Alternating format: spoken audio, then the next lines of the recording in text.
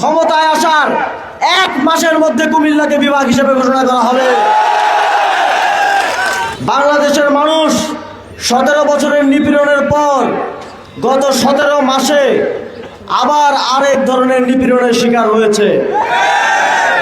শেখ হাসিনার যেমন কুমিল্লাকে নিয়ে এক ধরনের অ্যালার্জি ছিল, তাদের মধ্যেও সেই ধরনের অ্যালার্জি আমরা দেখতে পেয়েছি। আমরা ইতিহাসের একটি সন্ধিক্ষণে দাঁড়িয়ে আছি।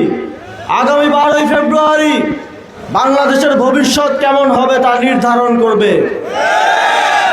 আমরা অত্যন্ত গুরুত্বপূর্ণ একটি স্থানে দাঁড়িয়ে আছি। ঠিক যেখানে আমরা এই সমাবেশ করছি সেখানে সামনে আমরা দেখতে পাচ্ছি শহীদ আমিনুল ইসলাম সাব্বিরের রোড স্ট্যাম্প।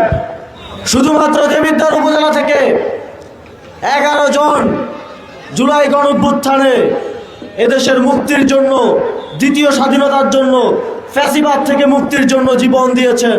তাদের রক্তের ঋণ আমাদেরকে শোধ করতে হবে। বাংলাদেশের মানুষ 17 বছরের নিপীড়নের পর গত 17 মাসে আবার আরেক ধরনের নিপীড়নের শিকার হয়েছে।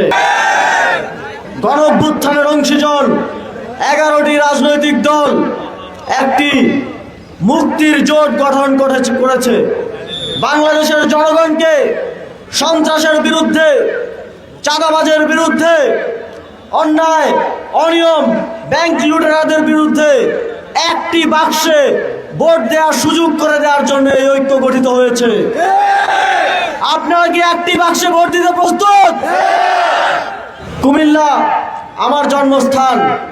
কুমিল্লাকে বিভাগ হিসেবে বাস্তবায়নের জন্য গত 1.5 বছরে যত প্রক্রিয়া সম্পন্ন করা প্রয়োজন সকল প্রক্রিয়া সম্পন্ন হয়ে গেছে ইনশাআল্লাহ। শুধুমাত্র একটি ঘোষণার অপেক্ষা মাত্র। আমরা 11 দলীয় জোটের পক্ষ থেকে স্পষ্টভাবে বলতে চাই, আপনারা যদি আমাদেরকে নির্বাচিত করেন, ক্ষমতায় আসার 1 মাসের মধ্যে কুমিল্লাকে বিভাগ হিসেবে ঘোষণা করা হবে। আমি দায়িত্ব গ্রহণ করার পর সারা দেশে যেই সব অঞ্চল আওয়ামী ফ্যাসিবাদের আঞ্চলিক বৈষম্যের শিকার হয়েছে সেই বৈষম্য দূর করার উদ্যোগ গ্রহণ করেছিলাম।